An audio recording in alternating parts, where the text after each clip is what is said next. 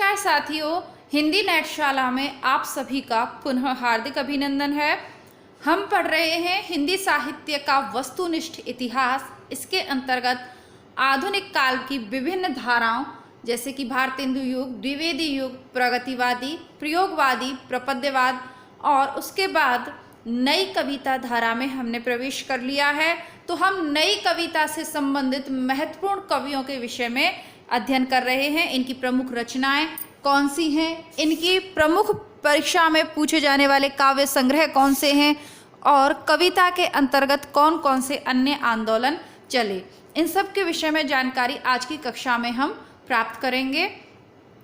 पूर्व की कक्षाएं आपने नहीं देखी हैं, चैनल पर पहली बार है, तो मैं आपको यह जानकारी देना चाहूँगी कि आपने यदि विषय के रूप में हिंदी का चुनाव किया है, चाहे आप बीए के विद्यार्थी हैं, एमए के विद्यार्थी हैं अथवा आप पीजीटी फर्स्ट ग्रेड की या टीजीटी सेकंड ग्रेड की तैयारी कर रहे हो, भारत के किसी भी राज्य से आप किसी भी परीक्षा की तैयारी कर रहे हो, आपके सिलेबस में जो रचनाएं, जो विषय सामग्री लगी हुई है वह आपको प्लेलिस्ट में मिल जाएगी। मैं ऐसा इसलिए कह रही हूँ क्योंकि किताबों के लिए एक और चैनल, इसी का दूसरा भाग मैंने बना दिया है, हिंदी बुकशाला। तो दोनों चैनल हिंदी नेटशाला विशेषतः समर्पित है नेट जेआरएफ की परीक्षा को, लेकिन साथ ही कॉलेज लेक्चरर भर्ती और असिस्टेंट प्रोफेसर भर्ती का संपूर्ण सिलेबस प्लेलिस्ट में उपलब्ध है।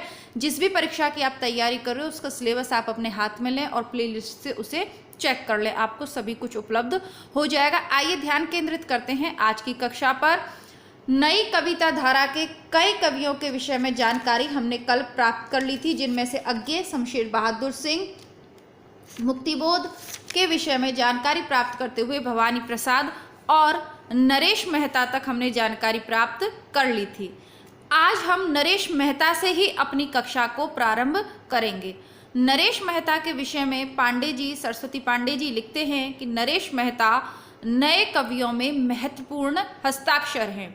इनकी प्रमुख रचनाएं हैं, काव्य संग्रह कौन कौन सा है? वन पाखी सुनो, ध्यान दीजिएगा, पूछा जाता है वन पाखी सुनो, बोलने दो चीड़ को और मेरा समर्पित एकांत, चैत्या और उत्सवा। ठीक है, तो सबसे प्रमुख जो इनका काव्य संग्रह है वह वन पाखी सुनो, आपको ये ध्यान रखना है, पेपर में पूछा हुआ है। प्रबंध काव्यों में संशय की एक रात, महाप्रस्थान, प्रवाद पर्व और शबरी। शबरी भी एक आध बार पूछा गया है, लेकिन सर्वाधिक प्रश्न जहां से बनते हैं वह है नरेश मेहता का प्रबंध काव्य संशय की एक रात। प्रश्न यह भी पूछा गया है कि संशय की एक रात किसके कथा पर आधारित है, किसके संशय पर आधारित है। नेट परीक्षा में जो 4 ऑप्शन आते हैं सुमेलित करने वाले, उसमें एक तरफ होती है रचनाएं, दूसरी तरफ होती है उनकी विषय वस्तु। तो संशय की एक रात राम के जीवन पर आधारित है। आगे बढ़ते हैं। समय देवता शीर्षक कविता इनकी एक लंबी कविता है जिसमें धरती के विभिन्न भावों की सांस्कृतिक राजनीतिक स्थितियों का सिनेरियो प्रस्तुत किया गया। तो समय देवता भी पूछी हुई रचना है, आप इसको नोट डाउन कर लेंगे अपने रजिस्टर में।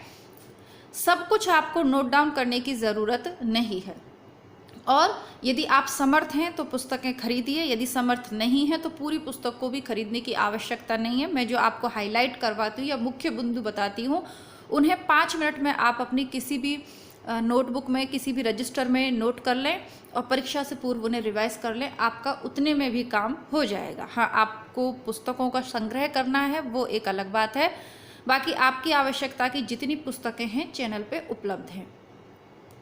नरेश मेहता की अन्य चर्चित एवं महत्वपूर्ण रचनाएं निम्न हैं: उषस 1, 2, 3, 4, किरण धेनुएं और चाहता मन। अब इसमें से बहुत ज़्यादा तो पूछा नहीं गया है। नरेश मेहता की संशय की एक रात सर्वाधिक प्रसिद्ध है।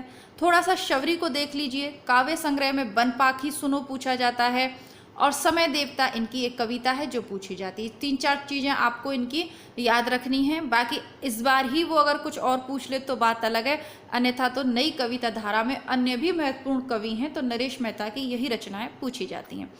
अब अगले कवि लिए हैं इन्होंने धर्मवीर भारती।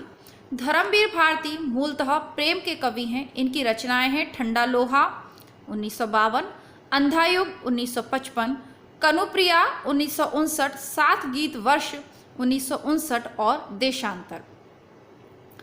7 गीत वर्ष को छोड़कर आपको इनकी सभी रचनाएं क्रमबद्ध रूप से याद रखनी है। विशेषतः अंधायुक्त तो परीक्षाओं के सिलेबस में लगा हुआ ही है, यह रचना हमें पढ़नी ही है और हिंदी बुकशाला पर हम इसे पढ़ेंगे। ठंडा लोहा कई बार पूछी गई है, कनुप्रिया कई बार पूछी गई है और अंधायुक्त तो सदैव पूछा जाता है। ठीक इस तरीके से भी अंधायुक्त तो आपको पूरा पढ़ना है। इसके कितने कौन सा कथन किसका है, अंधायुक्त के कथन पंक्तियां सभी कुछ पूछा जाता है, पात्र वगैरह। तो ये नाटक पूरा पढ़ना है, इसको हम हिंदी बुकशाला पर पढ़ लेंगे। तब तक आप हिंदी बुकशाला पर मैंने आरपीएससी के सिलेबस में, चाहे आप सेकंड ग्रेड कर रहे हो, फर्स्ट ग्रेड या कॉलेज लेक्चर कुछ भी कर रहे हो, जितनी भी कहानियां, निबंध, उपन्यास, नाटक लगे हुए हैं हिंदी बुकशाला पर सभी करवा दिए। वहां से चेक कर लीजिएगा, संभव हो गया तो एक आध का लिंक डिस्क्रिप्शन बॉक्स में दे दूंगी, वहां से आप देख लीजिएगा। कनुप्रिया में राधा और कृष्ण के प्रेम का वर्णन है। देशांतर काव्य संग्रह विदेशी कविताओं का संग्रह है। देशांतर भी पुराने पेपर में एक बार पूछा गया है, नेट के में। प्रमथ्य गाथा एक लंबी कविता है। प्रमुथ्य एक यूनानी पौराणिक पुरुष है। तो ये पूछा हुआ प्रश्न है भाई। मदन वात्स्यायन का मूल नाम लक्ष्मी निवास सिंह है। अब अगले कवि इन्होंने ले लिए मदन वात्स्यायन। सर्वेश्वर दयाल सक्सेना नई कविता के प्रमुख हस्ताक्षर हैं। इनकी निम्नांकित प्रकाशित कृतियां हैं। सर्वेश्वर दयाल सक्सेना को आरपीएससी वाले विशेष ध्यान दें, पूछा जाता है वहाँ पर। विशेषता कई कवि हैं जो प्रसिद्ध रहते हैं अपने अपने, तो सर्वेश्वर दयाल सक्सेना से आरपीएससी में अधिक प्रश्न पूछे जाते हैं। नेट में भी पूछे गए। काठ की घंटियां, बांस का पुल, एक सूनी नाव, गर्म हवाएं, कुआनो नदी, कविताएं, जंगल का दर्द और खूंटियों पर टंगे लोग। सर्वाधिक आपको देखना है काठ की घंटी, फिर देखना है गर्म हवा, फिर देखना है कुआनो नदी, काव्य संग्रह, कई सारी कविताएं में, और एक है खूंटियों पर टंगे लोग। पूछा तो कुछ भी जा सकता है, पर 4 सर्वाधिक पूछे गए हैं अब तक। आगे बढ़ते हैं। सर्वेश्वर दयाल सक्सेना की चर्चित कविताएं हैं।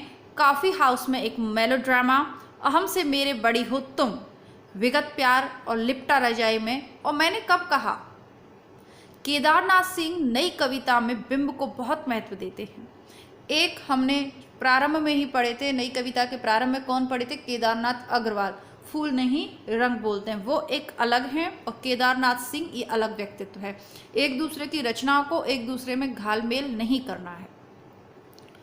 केदारनाथ सिंह की रचनाएं अभी, बिल्कुल अभी जमीन पक रही है, यहाँ से देखो, अकाल में सारस, उत्तर कबीर और अन्य कविताएं, बाघ लंबी कविता है, टॉलस्टॉय और साइकिल, ये प्रमुख हैं। आपको जो याद रखनी है, जमीन पक रही है सर्वाधिक पूछी जाती है, और अकाल में सारस है। एक है अकाल और उसके बाद वे नागार्जुन की है, और अकाल में सारस केदारनाथ सिंह की है। कंफ्यूज नहीं होना है। थोड़ा भी कहीं संशय हो तो कमेंट बॉक्स में लिखिए, मैं उसका उत्तर आपको दूंगी। केदारनाथ सिंह की चर्चित कविताएं हैं बनारस, अनागत, फर्क नहीं पड़ता। तो फर्क नहीं पड़ता भी थोड़ा देख लीजिएगा, माइंड में रखिएगा बस, बनारस, अनागत, फर्क नहीं पड़ता चर्चित रही हैं, पूछी जा सकती हैं, बस इतना ही है, बाकी अभी तक इतनी नहीं पूछी गई हैं। अब प्रमुख लेखक और वो हो गए। अब काव्य संग्रह पे आ जाते हैं। प्रयोगवाद के अन्य कवि और उनकी रचनाएं निम्नलिखित हैं।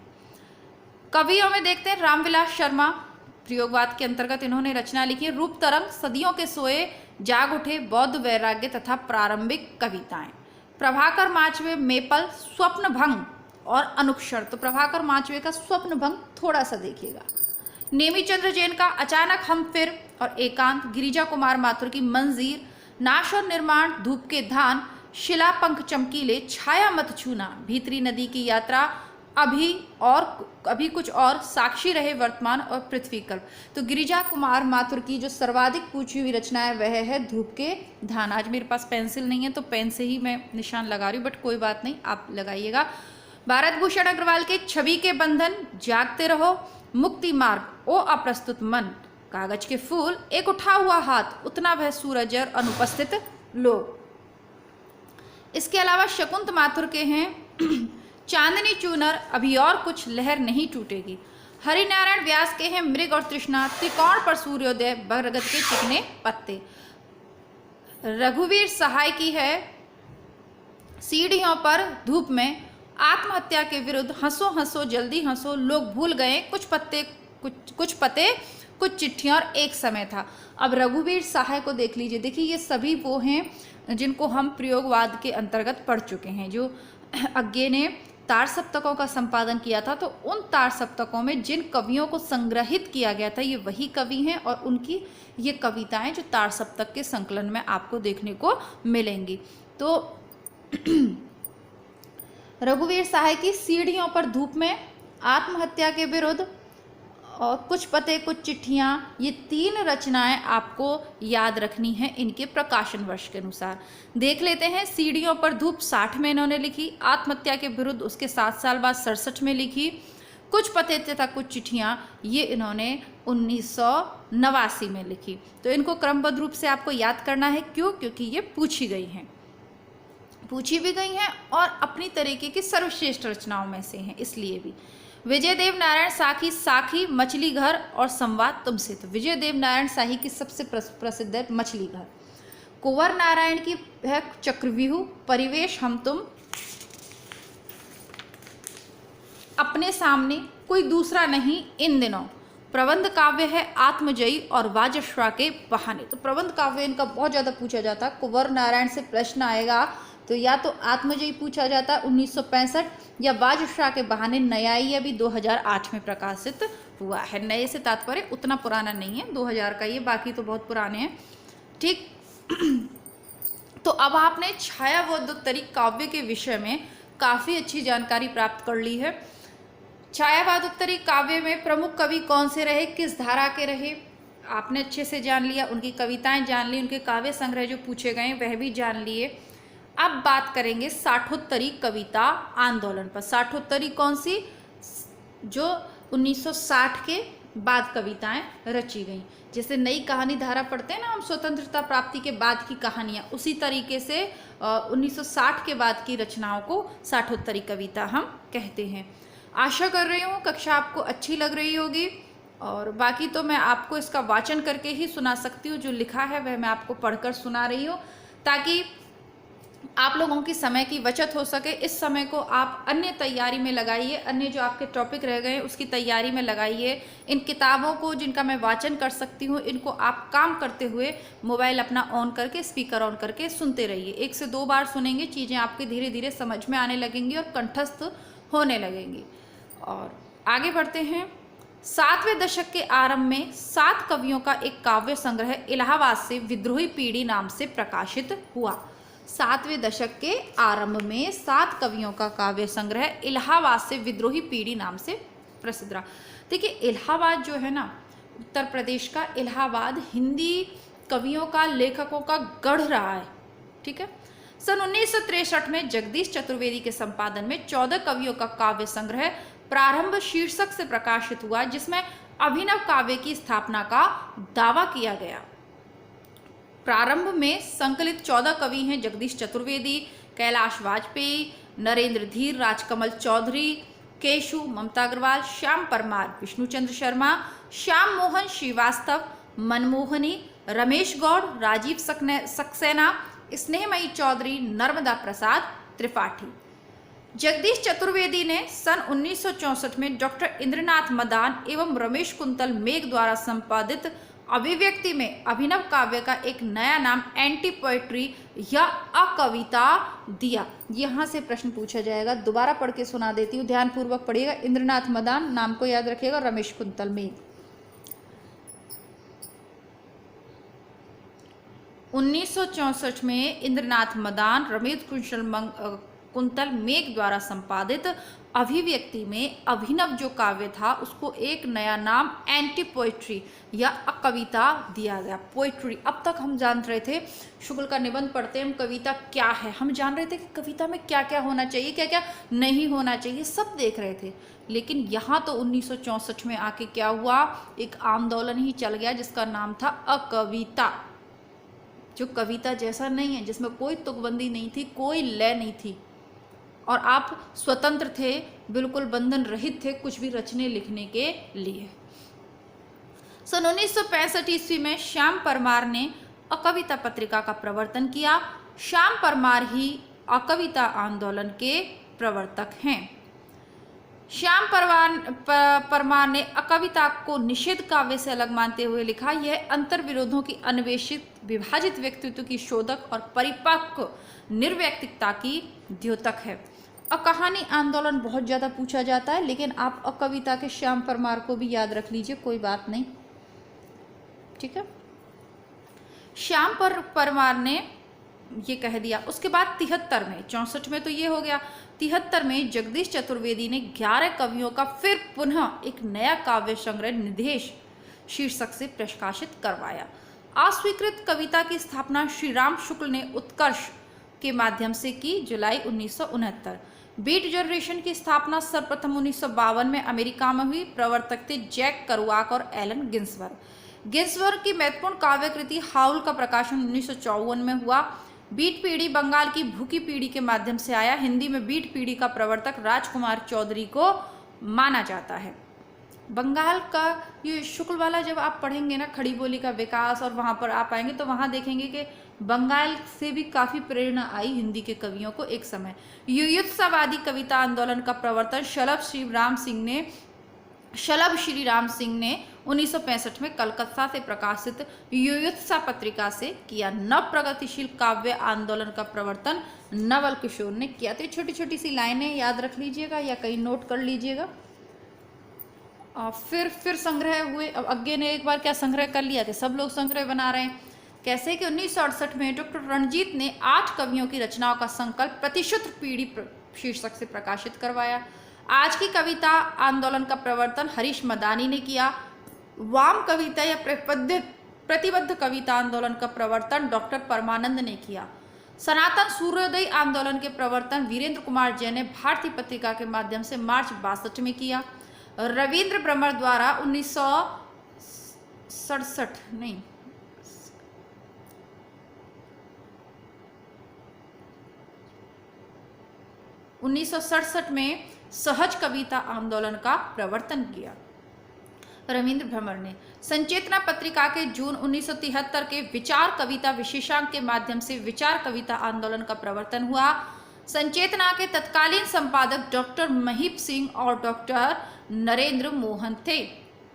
सांप्रतिक कविता आंदोलन का प्रवर्तन श्याम नारायण ने किया। निर्देश्यामी कविता का प्रवर्तन सत्यदेव राजहंस ने किया। ताजी कविता लक्ष्मीकांत वर्मा, टटकी कविता रामवचन राय, और कोई नाम नहीं मिला, चलिए। समकालीन कविता विशंबरनाथ उपाध्याय 1976 में अपनी पुस्तक समकालीन कविता की भूमिका के माध्यम से किया। कैप्सूल या सूत्र कविता आंदोलन का प्रवर्तन डॉक्टर ओमकार नाथ त्रिपाठी ने किया।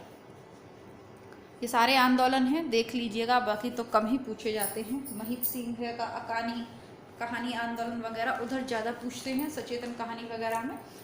काव्य के संबंध में तो नई कविता, साठोत्तरी कविता या अकविता, बस इतना ही पूछ लेते हैं।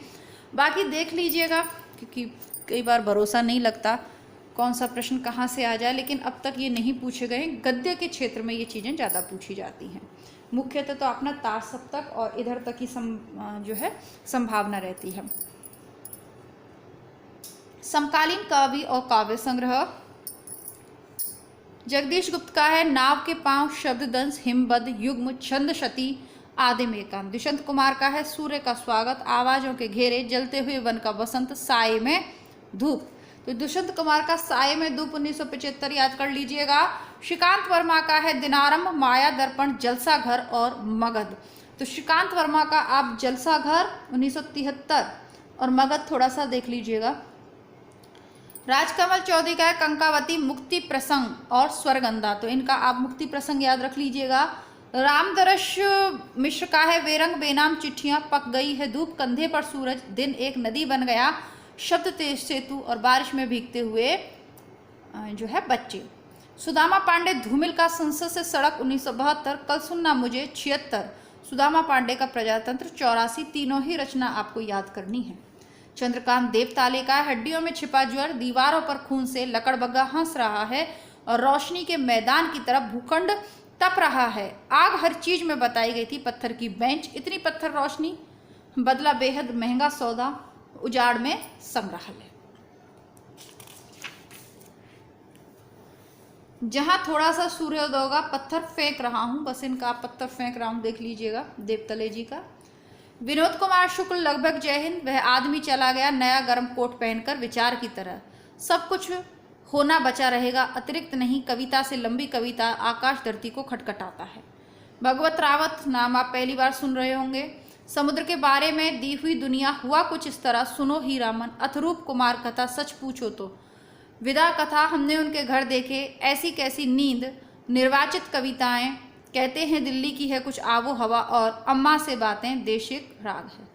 लक्ष्मीकांत वर्मा की है अतुकांत और तीसरा पक्ष। लीलाधर जगूड़ी, अब आप देखिएगा, ठीक है, आप यहाँ पर आधुनिक कवियों से परिचित हो रहे हैं।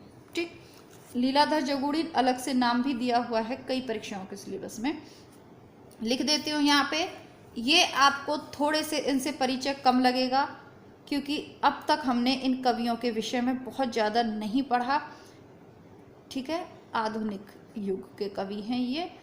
आधुनिक युग तो ये चल ही रहा है, लेकिन इनकी रचनाओं को थोड़ा ध्यान से पढ़ना है। लक्ष्मीकांत वर्मा की अतुकांत और तीसरा पक्ष। लीलाधर जगूड़ी की शंख मुखरी शिखरों पर नाटक जारी है। इस यात्रा में रात अब भी मौजूद है, बची हुई पृथ्वी, घबराए हुए शब्द, भय भी शक्ति देता है, अनुभव के आकाश में चांद, महाकाव्य के बिना ईश्वर की अध्यक्षता में, खबर का मुंह विज्ञापन से ढका है। सर्वाधिक पूछा जाता है, नाटक जारी है। लक्ष्मीकांत वर्मा का अतुकांत। अशोक वाजपेयी का शहर अब भी संभावना है, एक पतंग एक अनंत में, इतने से तत्पुरुष, कहीं नहीं वही, बहुरी अकेला, थोड़ी सी जगह, घास में दुबका आकाश, अभिन्यो, अभी कुछ और जो नहीं है। तो तत्पुरुष देखिएगा। बाकी देखिए इन सारी रचनाओं में परीक्षाओं में ये नए कवि हैं, कुछ भी पूछ सकता है। ठीक है, आपको इसको ढंग से देखना होगा, अच्छे से अपना वीडियो रोककर एक दो बार और सुनिएगा। इब्बार रबी का खांसती हुई नदी, घोषणा पत्र, लोग बाग और वर्षा में भीग कर। लीलाधर मंडलोई का घर घर घूमा, रात बिरात, मगर एक आवाज, काला बांका तिरछा, देखो अदेखो, क्षमा याचना, उपस्थित है समुद्र, ये बस बदमस्ती तो होगी, मन वे परवाह, लिखे में दुख, एक बहुत कोमल तान। मलयज का है जख्म पर धूल, मलयज को देख लीजिएगा, जख्म पर धूल। कुमार विमल का एक छोटी सी लड़ाई, रंग खतरे में है। विमल कुमार का है सपने में एक औरत से बातचीत, यह मुखौटा किसका और पानी का दुखड़ा। कैलाश वाजपेयी लिख रहे हैं संक्रांत, देहांत से हटकर, तीसरा अंधेरा, महास्वप्न का मध्यांतर और हवा में हस्ताक्षर। सौमित्र मोहन लिख रहे हैं लुकमनली, निषेध, पहचान, चाकू से खेलते हुए। वीरेन डंगवाल लिख रहे हैं इसी दुनिया में। राजेश जोशी लिख रहे हैं समरगाथा, जो कि एक लंबी कथा है, कविता है। एक दिन बोलेंगे पेड़, मिट्टी का चेहरा, नेपथ्य में हंसी, दो पंक्तियों के बीच, और चांद की वर्तनी। तो राजेश जोशी पर निशान लगाइएगा, काफी प्रख्यात हो रहे हैं इस समय ये। समरगाथा, एक दिन बोलेंगे पेड़, ये भी लगा लीजिएगा, एक दिन बोलेंगे पेड़ पूछा हुआ है ये नेट के पेपर में। नेपथ्य में हंसी भी पूछा हुआ है। अब देखिए मैंने आरपीएससी के पुराने पेपर भी चैनल पे करवाए, यूपी टीजीटी पीजीटी के भी सारे करवा चुकी हूँ, नेट के भी करवा चुकी हूँ, इसलिए कई बार नवोदय के भी करवाएं तो माइंड में नहीं रहता कि कौन से पेपर में पूछा गया, लेकिन इतना याद रहता है कि ये पेपर में पूछा गया है। मंगलेश डबराल की आपको बहुत ज़्यादा पूछे जाते हैं। पहाड़ पर लालटेन बार बार पूछी गई है, आपको याद होगी। चलिए काफ़ी देर हो गई, 20 मिनट हो गई, थोड़ा सा पानी पीते हैं और उसके बाद आगे बढ़ाएंगे। आप लोग कमेंट वगैरह बहुत कम कर रहे हैं, क्या बात है, परीक्षा की तैयारी में व्यस्त हैं या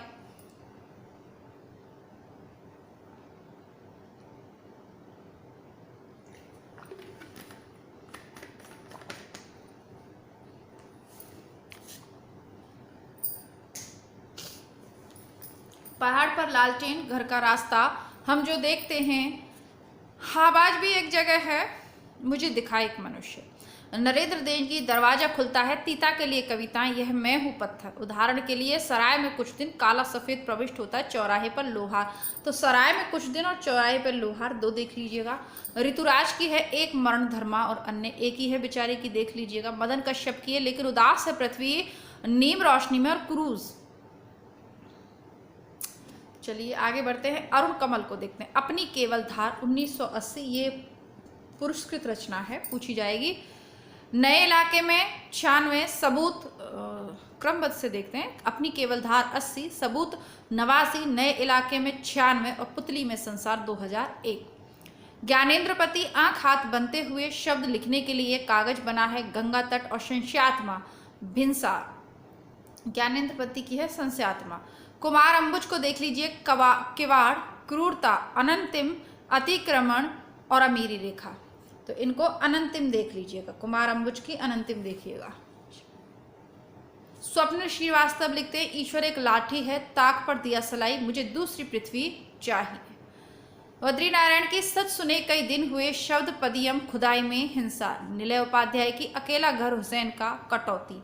एकांत श्रीवास्तव की मिट्टी से कहूंगा धन्यवाद, नागरिक व्यथा अन्न है मेरे शब्द। बोधिसत्व की सिर्फ कभी नहीं, हम जो नदियों का संगम है, दुख तंत्र और खत्म नहीं होती बात।